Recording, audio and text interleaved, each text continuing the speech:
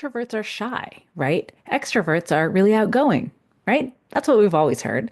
But that's actually not what's going on. And what is going on with our introversion or extroversion is actually something that can help us with productivity. So, using your introversion, extroversion, wherever you are on that spectrum, you can use that to modulate how you get things done during the day and how stressful that is and how your energy feels and all of that good stuff. So, when we think about extroversion, introversion, what do we actually mean? Like, what does the science bear out? It's not about whether we're shy or whether we're outgoing. It's actually about how we recharge. How do we regain energy when we are depleted, or what drains our energy and what repletes our energy, essentially, right? So, introverts, rather than being shy, introverts are actually people who just need to recharge through alone time, right? Or through very small groups.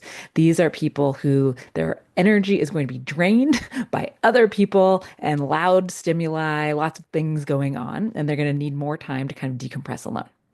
Extroverts, on the other hand, are kind of the opposite of that, right? They get energy from other people. We've all met people like this, right? Who go to a conference and they are like the social butterflies going all around the room. They are getting energy from these people. In fact, one of my kids, very much an extrovert, unlike the rest of us in our household.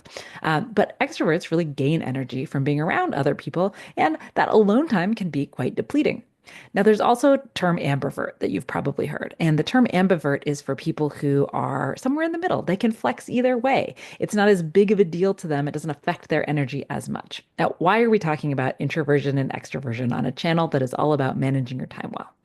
Well, introversion and extroversion are one of the ways where we fall on that spectrum, are one of the ways that we can modulate our day, that we can plan our schedules, that we can plan our time so that we are better able to maintain our energy at a consistent level, so that we're able to increase our energy when we need to, and so that we can avoid the situations that may be draining of our energy. So in this video, I am going to share with you, whether you are an introvert, an extrovert, or an ambivert, what are just a few things that you can do to help maintain and manage your energy levels based on what you know about yourself in terms of where you fall on that spectrum.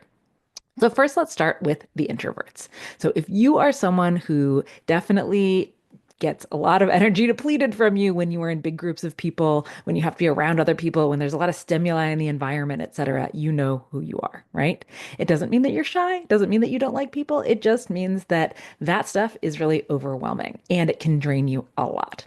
So what can you do if you're an introvert to help manage your energy throughout the day? Well, one of the things that you can do is to make sure that you have solo work sessions planned in between those more collaborative or interactive spaces. So, in between your meetings, in between times when you need to be really collaborative or lead or et cetera, you can build in solo sessions of work so that you are able to decompress. Even sometimes just having 5 or 10 minutes, like if you can't get a whole work session in there, even just 5 or 10 minutes to be alone is going to help you to increase that energy. Now, another thing that you can think about is when you do need to be in a space where you are leading the room, right? Maybe you're giving a presentation, you're leading the meeting, etc. You may want to do that at times when you are naturally higher energy because you know that's going to deplete you. So if you start from a position where you're already depleted in energy and then you add to it this need to present, to be on, etc., around other people, that's going to be even worse, right? Your energy levels are going to go even more down. Now, another thing that you can do if you're an introvert is to try to modulate your environment a little bit, right? So, what does this mean? It means that maybe we can create some physical barriers.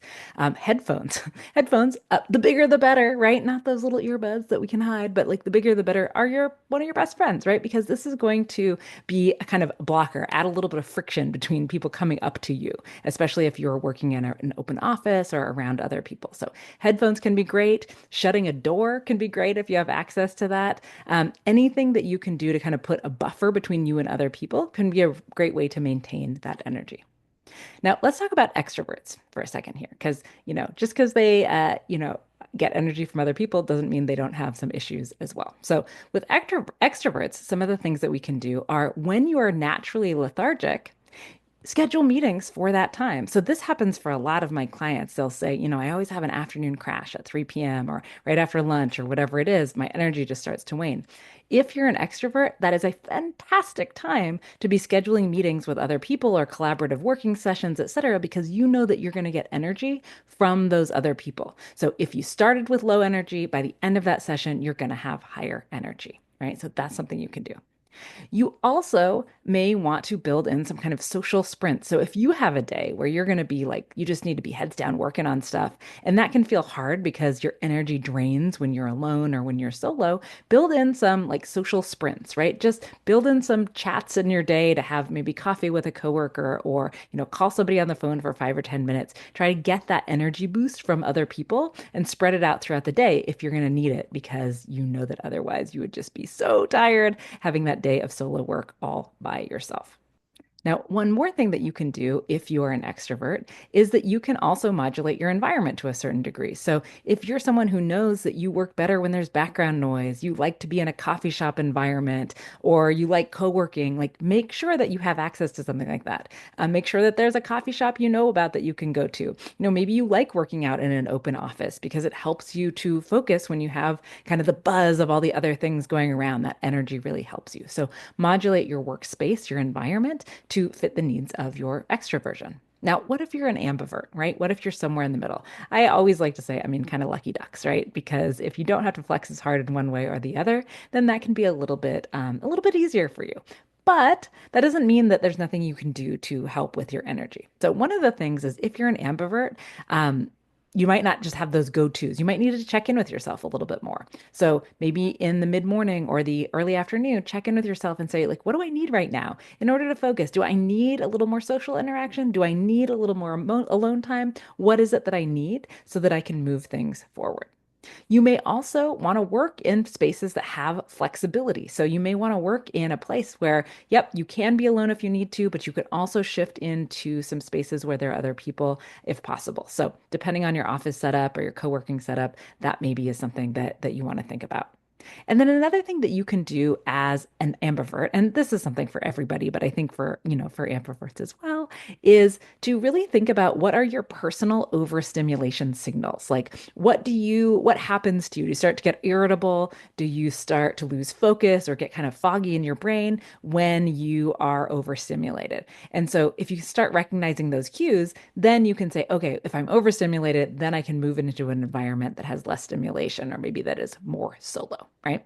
So something as simple as where you fall on the extroversion introversion scale can actually have a lot to do with how you get things done throughout the day, or rather, how you don't get things done, how we stay focused, or how we get distracted from things. And this is just one of the many ways that when I work with clients, we work together to figure out what does each person's brain need, right? Because I'm an introvert, right? I may need very different things than you need. I'm not going to say, "Hey, you should do this because it works for me." What I do when I work with people, right? And that includes you right here over the internets, right? Is that we try to make sure that we are coming to all the strategies with your brain, your real world constraints, everything that is, specific to you, that we're keeping that in mind because not everything is going to work for everyone, depending on different traits that we have or different things that are normal for us in our brain. We're going to need different things than other people. And so this is just one of those ways.